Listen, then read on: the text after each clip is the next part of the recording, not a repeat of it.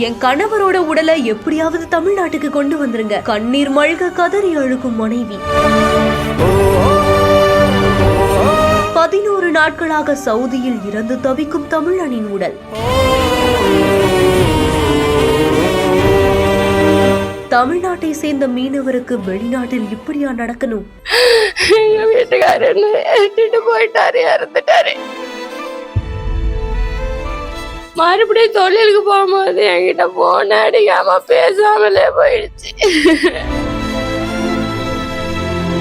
சிதம்பரம் தாண்டவராயன் சோழகன்பேட்டை கிராமத்தை சேர்ந்தவர் தான் ரமேஷ். இவருக்கு 2 குழந்தைகள் இருக்கிறதாகவும் கூறப்படுது. ரமேஷ் பாத்தீங்கன்னா சவுதி அரேபியா நாட்டுல தங்கி மீன்பிடி தொழில செய்துட்டு வரதாகவும் கூறப்படுது. பரசான் அப்படிங்கிற இடத்துல தங்கி தினமுமே காரில கடல் பகுதிக்கு போய் அங்கிருந்து படகு மூலமா மீன் பிடிக்கவும் போவாராமா. இந்த நிலையில தான் கடந்த 12ஆம் தேதி ரமேஷ் உட்பட 5 பேர் பரசான் அப்படிங்கிற இடத்துல இருந்து காரில கடற்கரை நோக்கியும் போயிருக்காங்க. அந்த சமயத்துலதான் ஜிசான் அப்படிங்கிற இடத்துல வந்துட்டு இருக்கும் போது கார் திடீர்னு நிலை தடுமாறி விபத்துக்குள்ளானதாகவும் கூறப்படுது. இந்த விபத்துல காரில பயணம் செய்த ரமேஷ் மற்றும் கன்னியாகுமரியை சேர்ந்த 2 உட்பட 3 பேர் பரிதாபமாக உயிரிழந்து போனதாகவும் கூறப்படுது. இது பற்றி தகவல் அறிந்த ரமேஷுடைய உறவினர்கள் அவருடைய உடலை மீட்டு உடனடியா தமிழ்நாட்டுக்கு கொண்டு வரணும்னு கோரிக்கையும் வச்சிருக்காங்க.